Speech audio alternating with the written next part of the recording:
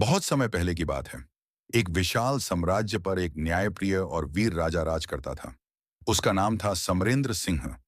राजा समरेंद्र न सिर्फ युद्ध कौशल में निपुण था, बल्कि वह अत्यंत विवेकशील, दयालु और दूरदर्शी भी था। प्रजा उसे बहुत मानती थी और उसके हर निर्णय पर विश्वास करती थी। एक दिन राजा ने घोषणा की कि वह एक लंबी यात्रा पर निकलने वाला है। यह यात्रा सिर्फ सैर सपाटा नहीं थी, बल्कि ज्ञान, अनुभव और आत्मिक विकास के उद्देश्य से की जा रही थी। राजा का मानना था कि एक सच्चा शासक केवल महल में बैठकर शासन नहीं कर सकता। उसे अपने राज्य के हर कोने को जानना और समझना चाहिए। जिस दिन राजा यात्रा पर निकलने वाला था, राजधानी की सारी जनता उसे विदा करने के लिए इकट्ठा हो गई। हर आंख में भावुकता थी। हर चेहरा राजा को शुभकामनाएं दे रहा था। भीड़ में से एक वृद्ध व्यक्ति, जो सामान्य वेशभूषा में था, राजा के पास आया। उसकी आंखों में चमक और आवाज में गूंज थी। उसने राजा से कहा, महाराज, जब आप जंगल के रास्ते से गुजरें, तो वहां आपको एक छोटे कद का आदमी मिलेगा। वह आपको युद्ध के लिए ललकारेगा। मेरी विनती है, आप उस आदमी को बिना मारे आगे न बढ़ें। राजा ने थोड़ी देर सोचा, फिर कहा, यदि कोई मुझे युद्ध के लिए ललकारेगा, तो मैं उसका उत्तर दूंगा, पर किसी को मारना मेरा उद्देश्य नहीं होता। वृद्ध ने गंभीर स्वर में कहा, यही तो आपकी परीक्षा है। इस बात को याद रखिएगा।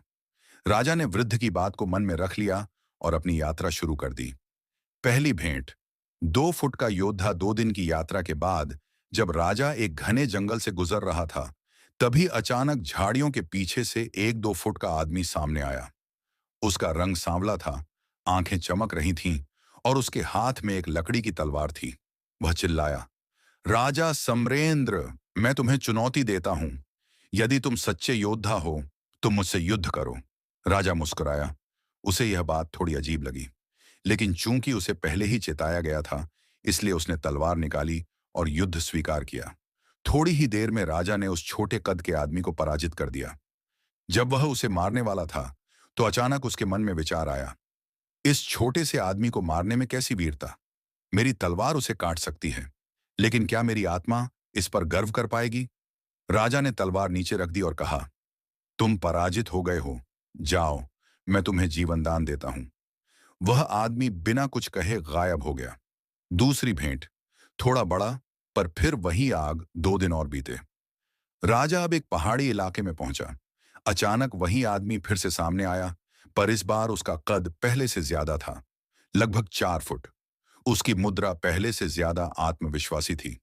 राजा समरेंद्र, एक बार फिर से युद्ध करो, वह गरजा। राजा को थोड़ी हैरानी हुई, पर उसने फिर से युद्ध स्वीकार किया। संघर्ष इस बार थोड़ा लंबा चला, पर अंत में राजा ने उसे फिर से पराजित कर दिया। जैसे ही वह उसे मारने गया, वही भावना फिर से मन में उठी, क्या किसी पर दया करना कमजोरी है, या यही मेरी ताकत है।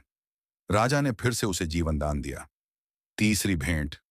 अब बराबरी का प्रतिद्वंद्वी 2 और दिन बीते। अब राजा एक घाटी में था, जब वही योद्धा तीसरी बार सामने आया। अब उसका कद और शरीर राजा के बराबर था। उसकी आंखों में आक्रोश था और आवाज में गुर्राहट। इस बार न तो तुम मुझे छोड़ोगे और न मैं हार मानूंगा, उसने कहा।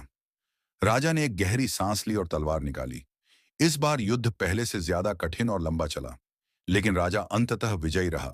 परंतु एक बार फिर, जब वो अंतिम वार करने जा रहा था, तो उसकी आत्मा ने उसे रोका।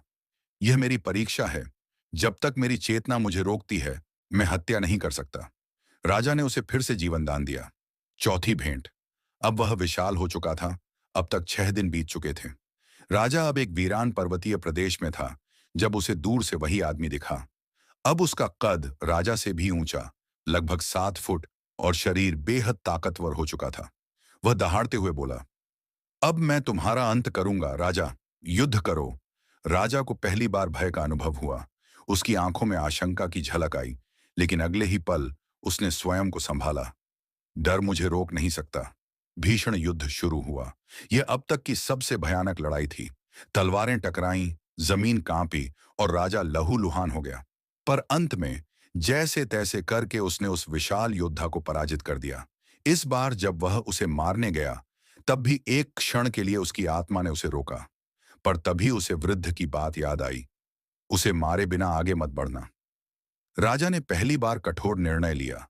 उसने गहरी आंखों से उस योद्धा को देखा और कहा, मैंने तुम्हें कई बार जीवन दान दिया, पर अब नहीं, तुम्हारा अंत यही है।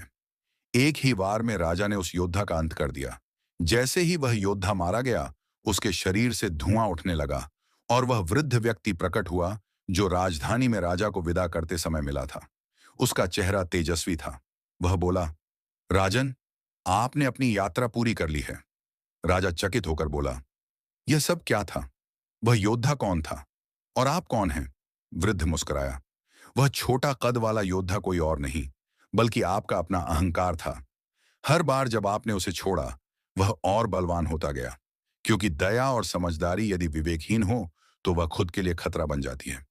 आपने सही समय तक धैर्य दिखाया, पर अंतिम समय में जो साहसिक निर्णय लिया, वही आपकी महानता थी। अहंकार को यदि समय रहते समाप्त न किया जाए, तो वह अंततः हमें ही समाप्त कर देता है। राजा ने सिर झुका लिया। उसकी आंखों में समझ की चमक थी। राजा जब राजधानी लौटा, तो वह न केवल एक सफल यात्री था, बल्कि अपने अंदर के सबसे बड़े शत्रु पर विजयी योद्धा भी बन चुका था। उसने प्रजा को यह कथा सुनाई और कहा, सबसे कठिन युद्ध बाहर नहीं, बल्कि अपने भीतर होता है। हर मनुष्य के भीतर एक अहंकार छिपा होता है, पहले छोटा, फिर बड़ा और फिर विशाल। यदि हम समय रहते उसे नहीं समझते, तो वह हमारी विवेक की तलवार को कुंद कर देता है। इस कहानी के बाद राज्य में एक नई परंपरा शुरू हुई। विवेक, साहस और आत्मनिरीक्षण को सबसे बड़ा शस्त्र माना जाने लगा।